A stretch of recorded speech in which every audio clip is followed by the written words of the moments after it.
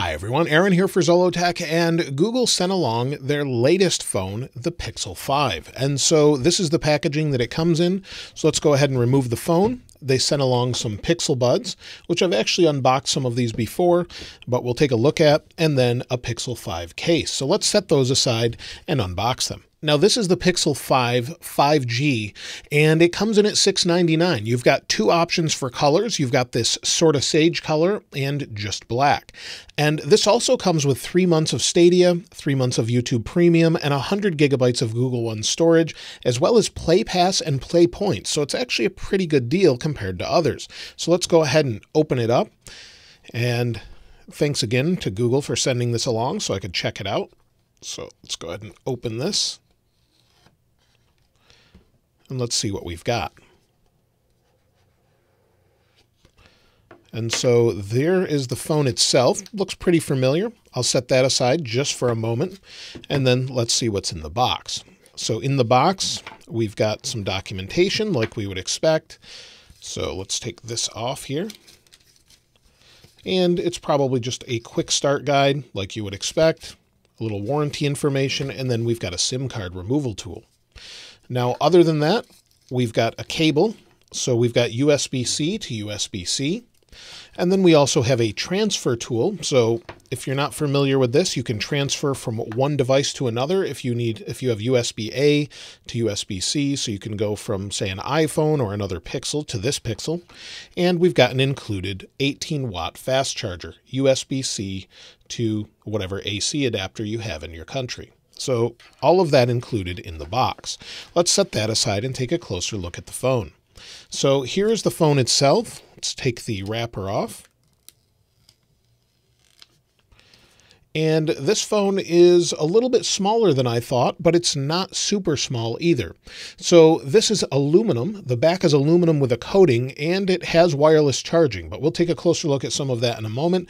It's 151 grams or 5.33 ounces, and it also supports a nano SIM and a regular SIM. On the left, you can see here's the SIM card tray, so let's go ahead and pop that out. So we'll pop out the SIM card tray before we boot it up. And you can see it will hold a single nano SIM, and then you have an eSIM also, so you could use it that way. Now also, this phone is IPX8 certified, so it's not IP68, but it means basically there's zero intrusion protection, but there's protection against extended immersion under pressure or water. So Google says it can take a splash or spill, no problem, but let's go around the phone. So like I said, on the left is the SIM card tray. On the top, there's a little microphone, as you can see here. On the left-hand side, we've got a power sleep wake button, which this time, instead of being a playful color, is a chromed green color. It looks like it's metal. And then we've got a volume button below that. On the bottom of the phone, we've got what looks like a speaker and microphone, along with a USB-C charge port in the middle or connector. And then no speaker on the top. Some people are saying it might be under the glass. Now you can see we have a forward-facing camera here. We'll take a closer look at the cameras a little bit later, but this is an 8-megapixel camera with an f2 aperture and an 83-degree field of view, and it can record in 1080p. On the back, we have two cameras along with a flash and a microphone, but what we have is one camera is a 12.2 megapixel dual pixel autofocus camera with an f1.7 aperture and optical image stabilization plus electronic stabilization. It can record up to 4K 60. We also have a 16 megapixel ultra wide with an f2.2 aperture with a 107-degree field of view. So the cameras are always a nice thing with the Pixel, one of the high points of the Pixel, so we'll take a look at that in a moment. Now this year Google has opted not to go with the flagship CPU, but instead they've included a Qualcomm Snapdragon 765G, which gives it 5G and plenty of speed compared to, say, last year, but it's not up to the specs of, say, a Note 20 Ultra, for example. It also has 8 gigabytes of RAM internally. It also supports 18-watt fast charging, wireless charging, and reverse charging for the Pixel Buds. So again, we'll take a look at that in a little bit. And then internally, we have Wi-Fi 802.11 ABGN AC, but no Wi-Fi 6. We also have Bluetooth 5.0 LE, aptX, and aptX HD, and this supports 5G with millimeter wave. So millimeter wave, sub 6, and that should be pretty good. Now let's go ahead and boot it up here for the first time and talk about the display. So let's hold the power button, hope it turns on here. Maybe it has a charge. There we go. You can see it's a fairly edge-to-edge display, and you've got that hole punch camera.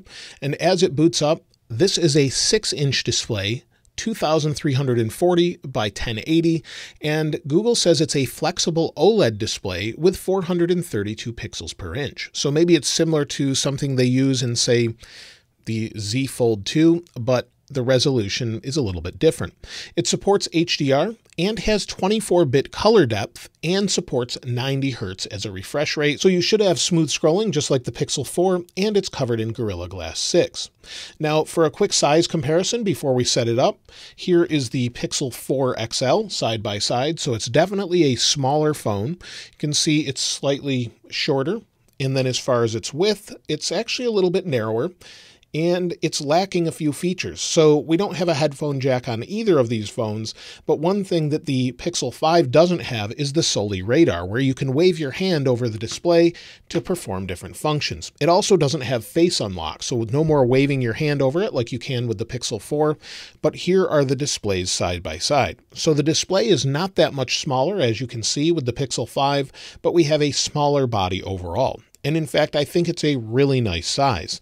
So let's go ahead and set it up. So we'll go in here and go to Start.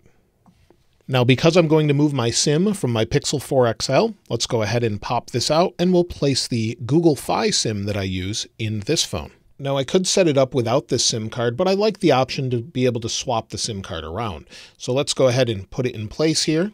There we go. And let's place it in the phone. So we'll slide it in. It may make me reboot it, but we'll go back. It says connect to a mobile network. I put the new SIM card in, so we'll wait for it here, but let's see if it recognizes it. There we go. It recognized it. It took just a moment to show up. We'll wait for it here. And it says activating. And then it's going to want me to connect to a Wi-Fi network, so I'll do that next. Now I'm connected to Wi-Fi, it's saying getting your phone ready, and then it's asking me if I want to copy apps and data, and in this case I do. I want to move everything from my Pixel 4 XL to this phone, so we'll go ahead and hit next. It says use your old phone. It says you need your old Android phone, and usually that's the fastest way, so we'll use the included USB-C cable. Let's open this up here. And let's go ahead and plug in the old phone and plug into the new phone.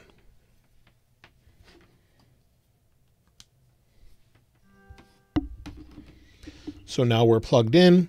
It's saying connecting to your Pixel 5. It says copy data to your new phone. Go ahead and hit copy. Verify that it's me, so I'll look at the phone, hit confirm.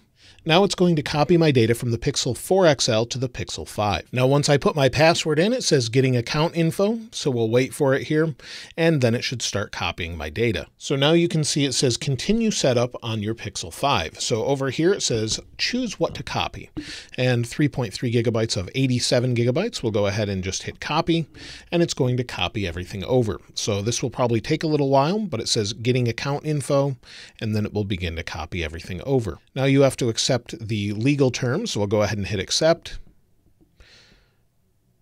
Now it wants me to set a screen lock pin, so I'll go ahead and set a pin. Now once you set a pin, it wants you to set up Pixel Imprint, which is the fingerprint sensor. So we'll go ahead and do that. So we'll hit next, and then I'll touch the sensor on the back and set it up quickly. And I really prefer these back Pixel fingerprint sensors to actually using the face unlock. I know a lot of people like the face unlock, but I think this just works better for especially an Android phone. So we'll go ahead and hit continue. I would love to see it on iPhones as well, but maybe we'll see that in the future. Now it's saying access your assistant with voice match. It probably already knows me, so I'll hit agree. And it says your assistant can already recognize your voice. And it says voice match ready. We'll go ahead and hit next. It's asking me if I want to set up Google Pay. I'm going to skip that for now, and then anything else. Any other accounts you want to set up or anything, I'll hit no thanks for now, and then get more tips and tricks. Sure, why not? And it says your phone is almost ready. You can disconnect the cable. So we'll go ahead and disconnect the cable and hit done. And it says this may take a few minutes. Now for a quick size comparison with a much larger phone, this is a Note 20 Ultra. So this gives you an idea, if you've seen the Note, how much smaller the Pixel is. It's a much smaller phone, but it does have a nice edge-to-edge display. So a much smaller phone there, and then next to an iPhone 11 Pro Max. So I think it's in between. It's close to, say, an iPhone 11, for example, as far as its size. So if you're thinking of switching from an iPhone or an Android phone, that should give you a general idea of what the size is. Now it says save battery with dark theme. This I haven't seen before, at least in the setup. So keep your battery alive longer with a dark background since it's an OLED display. We'll go ahead and hit next. And it says swipe up from the bottom of your screen to go home. We already knew that. It's telling me how to switch apps and then how to go back and how to use Google Assistant. It says all set, swipe up to get started. So now it's set up just like my Pixel 4. Now, while we wait for it to set up, let's go ahead and take a look at its wallpapers. So you can see here's the wallpapers. So you've got for fun, pride, landscapes, textures, life, earth, or you could have your own photos, but let's go to for fun. And let's pick, I guess, this space one. Yeah, let's go back. And we'll pick this one here. So let's go ahead and set this one. And that's the new lock screen. So I'll wait for everything to install. The phone is getting a little bit warm while it's doing this, which is to be expected using that processor. But let's give it just a moment and we'll come back. Now, the one thing it doesn't have is if I squeeze the display, there's no more Google Assistant with squeeze. You have to swipe in from the side. And unfortunately, I can't squeeze the phone. That's a feature I really liked on the Pixel 4, 4 XL, and it just doesn't do it. So unfortunately, it's not on here, but it does save a little bit of money. So let's wait for this to install everything, and then we'll come back and take a closer look. Now, while we wait for the Pixel 5 to actually set up, let's take a look at the case. So we'll open the case up.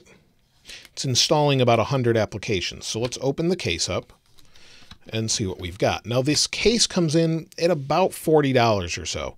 So the case is right around $40, and there's a couple different options. Google sent this one, which is got a little bit of, I guess, no documentation, but just this little insert. And then here's the case itself. It's textured and it's that fabric. So if you don't like the feeling of fabric on your phone, you won't like this. So on the inside, it's got this nice fabric, of course, with that cutout for the camera and then your fingerprint sensor, and it should protect the phone. You've got a nice button on the outside. It's just a white plastic button, and then the bottom is open. So let's go ahead and put it on the phone, take a look.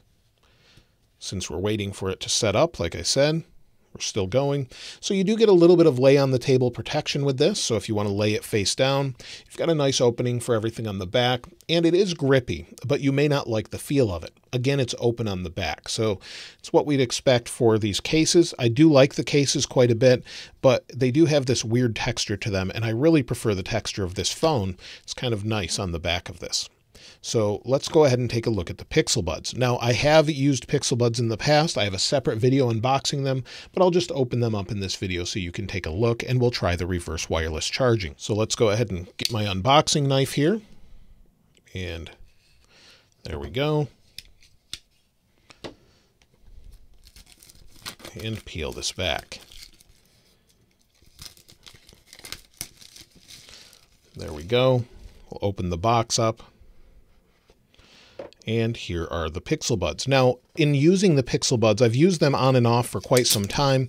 I find that for the most part, they're fairly comfortable. But the problem is, usually that I have with them, is they hurt in my ear over time. And I'll show you that in a moment. But inside the box, you do get some different tips. So depending on the size of your ear canal, you can have it adjusted for that. And then you also have a USB-A to USB-C charging cable. So you get an extra cable with it if you want to charge. But again, they wirelessly charge. So let me set these aside, and then we'll take a closer look at the reverse wireless charging. So the buds inside are very comfortable, like I said, but the problem is this little nub here. I find that it gets annoying after a while. So if you have the right tip in and this isn't pushing against your ear, then it's fine. If you don't, then it's a big problem. So it just depends on how you actually have or what your ear shape is. Now the Pixel 5 is fully set up, and it took a while. Like I said, it was getting warm, and let's take a look at what version we're on. So if we go to our settings here, we go down to System, Advanced, then system update, you'll see we're on the October 5th security update. So everything's up to date. We're good to go there. And let's take a look at battery, because this has extreme battery savings as a new feature. So if we go into battery, you'll see that we have battery saver, and then we have extreme battery saver. And we have it set to never use, but when to use, ask every time, always use. And this will give you about 2 days of battery because it has a 4080 milliamp hour battery. It should last up to 2 days with that extreme battery saver if you need to. And so as you can see in here, we have the option to set essential apps. So apps that we must have run, we can set to allow it to run and use as needed. Now, other than that, we have reverse wireless charging or battery share. So again, if we go into battery, then we have battery share down here at the bottom, and we'll turn on battery share. And it says stop sharing battery when the phone reaches 10%. So you can adjust this based on what you want to do. So if we flip this over, we've got the Pixel Buds here. See if we can share. You'll see it immediately starts charging. And so it will charge your Pixel Buds on the go, or really any other phone. Let's see if we can charge an iPhone, for example. So we'll bring an iPhone in. Let's see if we can charge it here. And it's charging my iPhone. So we have the option to use it for whatever we'd like.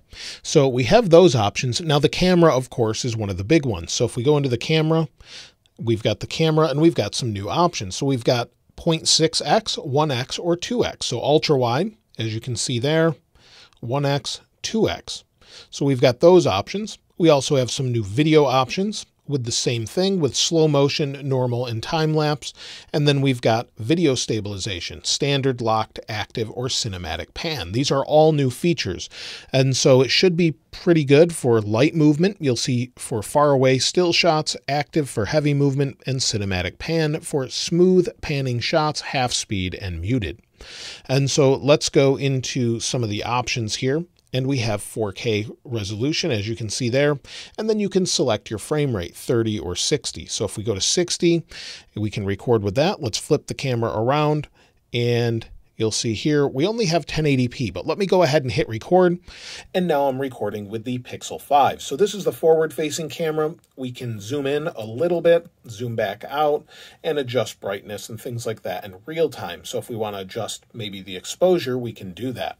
So we'll shut that off, and hopefully the video is good. This is an area where they've struggled quite a bit, and let's take a look at a couple pictures and some outside video as well.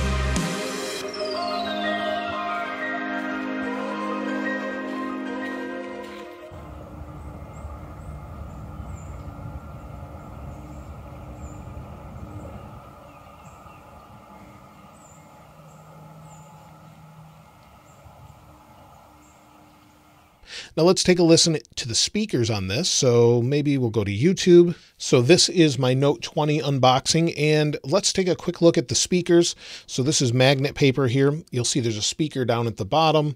And then if we flip it over to the front, there's one in the front of it, but you can't see the speaker grill. So it's probably using the screen as part of the speaker. So let's go ahead and hit play. We'll rotate it. And let me turn it up and move the microphone so you can hear. That's where Samsung really shines, usually with the Note lineup and the S20.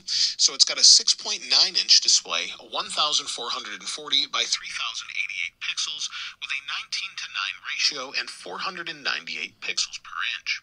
It supports HDR10 Plus and has 100. So the speaker gets nice and loud, but it is a little bit muffled at the top. So you don't get true stereo. It sounds like it's not completely stereo, but nice and loud. Shouldn't be an issue there. Now the phone feels incredibly fast, even though it doesn't have the latest CPU in it. Things load quickly. You can see how fast I'm scrolling through everything. And that 90 Hertz display really makes a difference. Now you can turn it off to save a little bit of power under the display settings. So you turn it off and you'll see it's okay, but it's not as fast and smooth. I prefer a little bit of extra power usage just to get that smooth display. So you'll see now it's nice and smooth again. So I really prefer that. I have no issues opening any applications. You'll see the camera opened right up. And because everything's nice and fast, I never feel like I'm using an old phone. It doesn't feel like I'm using a last generation phone.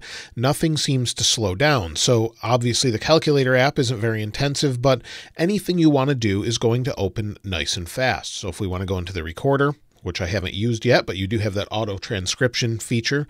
Everything just seems to be fast and fluid like you would expect on a flagship phone, despite not having that top-of-the-line CPU. It's plenty fast, and I don't think many people are going to have an issue with it.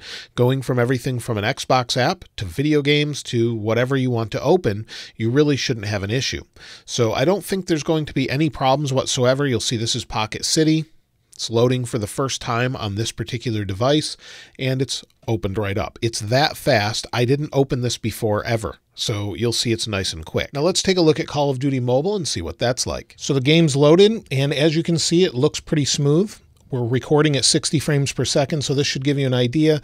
I do see a couple frame rate hiccups. Of course, I could change this if I lowered the resolution a little bit, but in general, I think it handles it without a problem and seems to work pretty good. No issues there. So I think this year's offering of Pixels is very solid. Of course, this one I think is a great idea since it's a little bit less expensive. It doesn't have that squeeze to activate Google Assistant, unfortunately, but the cameras should be pretty good and really no complaints or anything.